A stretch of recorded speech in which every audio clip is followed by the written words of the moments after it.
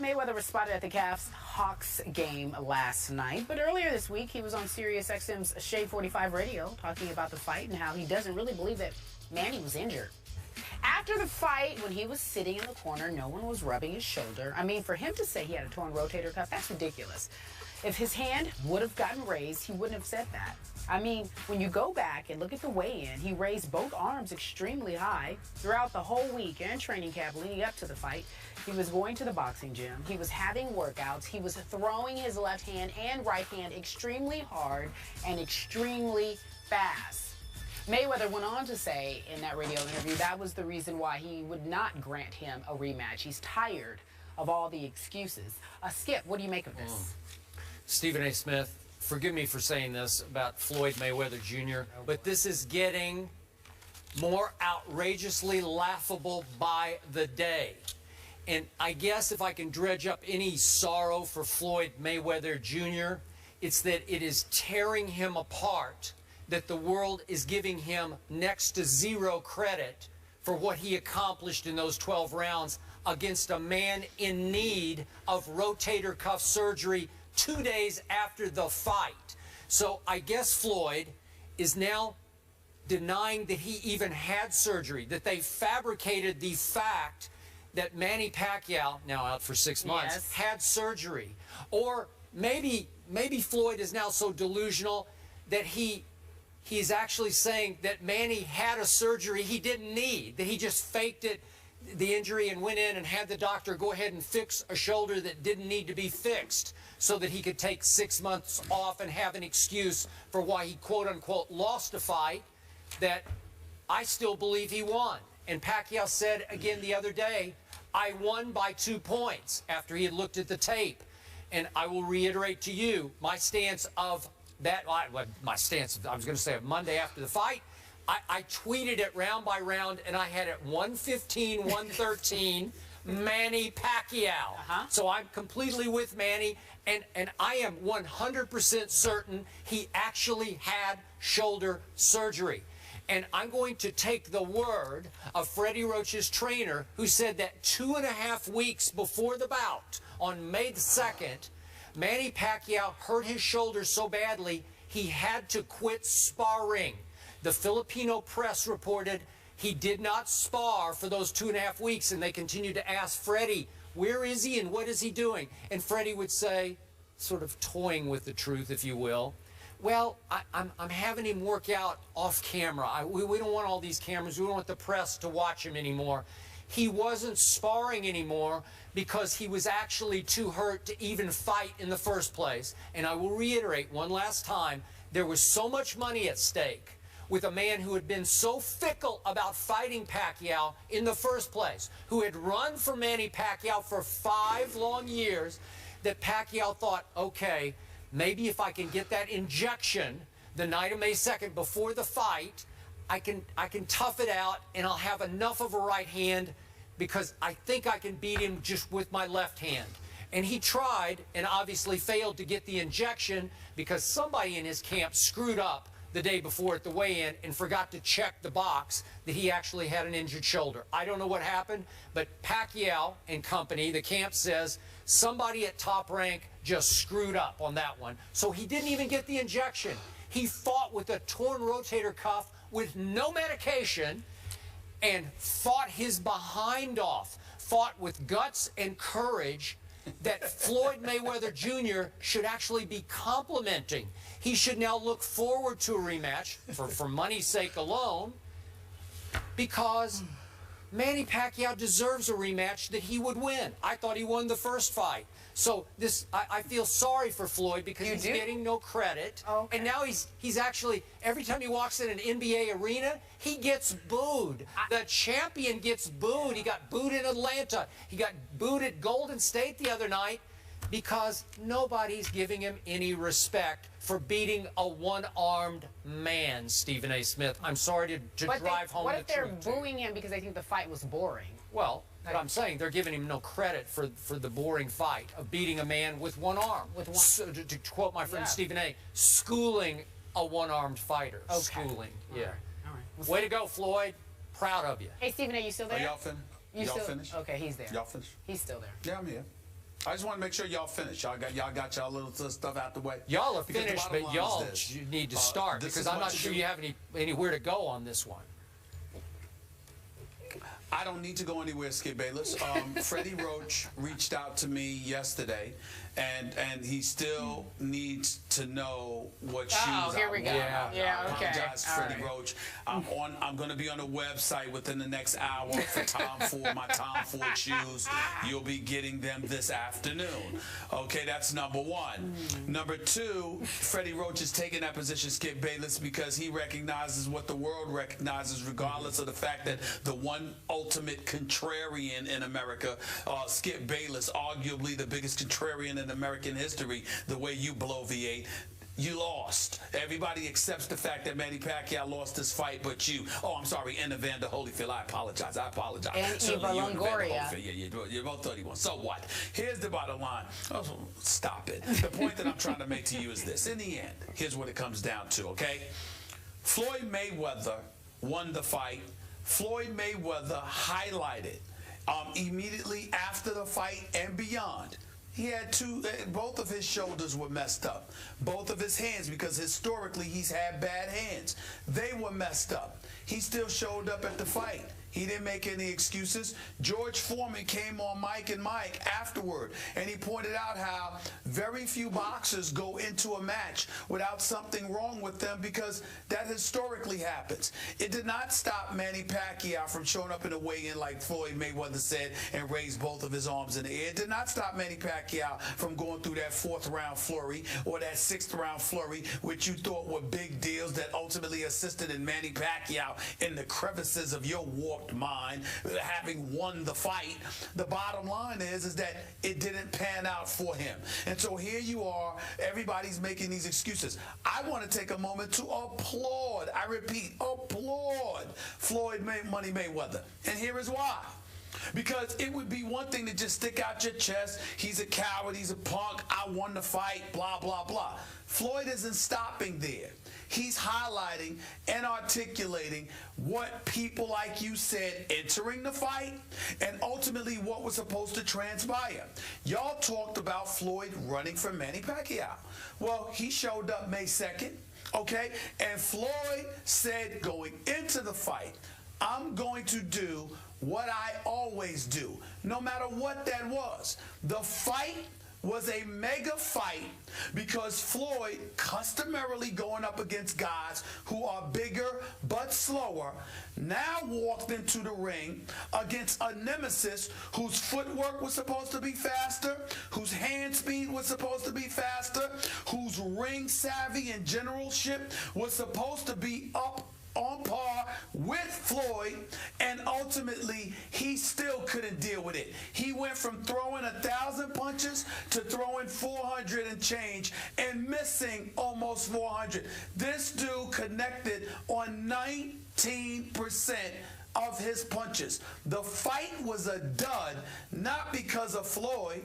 It was a dud because Pacquiao wasn't what he was supposed to be for whatever reason.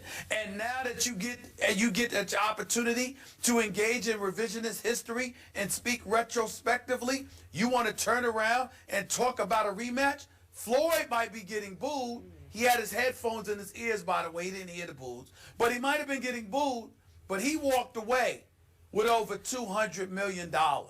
Floyd is fine. It's Manny Pacquiao that has the issue. If I'm Floyd, why waste my time? I don't need it. You had your chance. You lost. Period. Get over it. Okay. So now that you have insulted me by calling me the biggest contrarian in the history, I think it's either of the world or America, one or the other, when in fact I have to defend myself that I have taken some unpopular opinions that often have proven true because I was the truth teller, so I have to defend myself. That's true. Okay? That's true. And now you have opened the door for me to ask you back. How can you be objective about Floyd Mayweather Jr.? Oh, I can easily answer that. Let Floyd Mayweather lose the fight to Manny Pacquiao, in my eyes, if he would have lost. I would say so. Remember, Skip, I'm the dude that got cussed out over Twitter and beyond for months leading up to the fight. I'm the dude that walked on the air, regardless of how much I know him, and said, oh, hell with that. You ain't retiring without fighting Manny Pacquiao. I don't want to hear about Amir Khan. I don't want to hear about some David Garcia or somebody. We want Pacquiao. I'm the dude that sat up there and said, I would not buy another Floyd Mayweather fight until he fought Manny Pacquiao. We want Pacquiao. My objectivity is never questioned by people who are fair-minded, because at the end of the day, not only am I fair-minded, but I understand with all of those dollars that Floyd has earned, the Bugattis, the Lamborghinis, the mansion, the penthouse suite, the private jet, and all of that stuff, don't a damn one of those things pay my bills. This pays my bills. Sports Center pays my bill. Radio pays my bill, and beyond. That's what pays my bill. And my loyalty is to me and how I feel. So you can bring up whatever you want. But in the end, I'm going to call it like I see it. So that in the never end, changed and it never will. In the end, today you are the dude who is defending a Floyd Mayweather Jr. who is suggesting that Manny Pacquiao didn't even need surgery. That's the suggestion from Floyd. And if you're okay with that, I'm okay with it. I'm defending the Floyd. No. I'm defending the Floyd Money Mayweather who says, I don't want to hear the excuses. That's who I'm defending. Don't come to me with that excuse after the fact. You lost. Man up and admit you lost to the better man that night. Give me a rematch. You were the better man May 2nd. But give me a rematch, Floyd, and I'll show you that I can be better next time. That's cool, but you don't sit up there and say, oh, I won the fight, but at the same time I had a torn rotator cuff, and I could have been better. He didn't really beat the real me. He doesn't deserve the victory. You don't do that after talking all of this match, making commercials, trying to humiliate him into fighting you. Manny Pacquiao fully believes he won the fight. And remember, moments after the fight, he was astounded that Floyd won by unanimous decision. Remember his quote? He didn't do nothing. He didn't. I have to give you the last word. We got to get out of here. Because coming up next, one man's trash is another man's treasure. We're talking about J.R. Smith. He sent that out on Instagram, and he was balling last night. Can he keep it up is the question, the discussion on the other side of the break. Welcome back to ESPN First Take, presented by Bass Pro Shops. Take a look at this.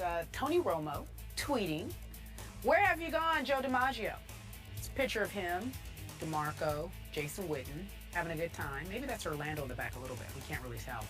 Skip Bayless, take a look at his tweet. Do you have a problem with that tweet? Unfortunately, I took a look at his tweet yesterday because I now follow Tony Romo, so it just flashed up before my very eyes. And Stephen A. Smith, seriously, I came very close to unfollowing Tony Romo at that moment because he continues to very publicly regret losing his friend and highly respected teammate, DeMarco Murray, to the Philadelphia Eagles. Tony, you got to give it up for the sake of the football team you are supposed to be leading right now. For those who don't know, the line that he wrote, "Where have you gone, Joe DiMaggio?" from the old Simon and Garfunkel song, Mrs. Robinson, used in the great movie The Graduate. The next line is, "A nation turns its lonely eyes to you." So Tony is turning his lonely eyes to DeMarco. How do you think that makes his current running backs feel? Darren McFadden and Ryan Williams and Joseph Randall and Lance Dunbar.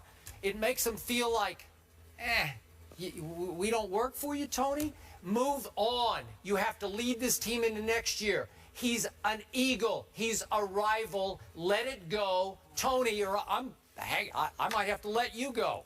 What do you mean you're going to let him go? You're going to unfollow him? Yeah. Oh, okay. But he's still going to be your quarterback. I don't know. All right. You know what? You are one bandwagon jumping somebody. You know, you're unbelievable, man. Go ahead and say it. You know, you don't honor bets. You don't honor bets. I don't. You make bets and then you find excuses to back out.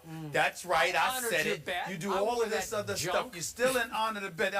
You didn't wear it for 2 hours. I don't want to hear it. I don't even want to talk about it. But here's the thing, Skip Bayless. Here's the thing, Skip. What you're saying about Tony Romo, you're basically saying that, right, because that's what winners do, correct? I have no comment. They move on. They forget. Yeah, that's true. Right. Yes. So you don't have a comment because you know where I'm going. Yes. You know where I'm You're going. correct. How can You're you correct. expect something? You know, there's a movie. There's a movie that was out years ago. It was starring Lawrence Fishburne, Andy Garcia was in, a couple of others. It's one of my favorite movies. It was called Hoodlum. And I know it well. Lawrence Fishburne was in the back seat. Yep. And Garcia was talking to him about, you know, Dutch Schultz, the other mobster, and how you think a guy making that much money, he dress right, he'll do all of this. And Lawrence Fishburne leaned back and said, when you don't know, you don't know. And that's what we're talking about with Tony Romo. You're talking about things that are ingredients to winning. When you don't know, you don't know. Makes sense. Yeah. Tony Romo's never won. And that's what it comes down to, Skip. He's learning.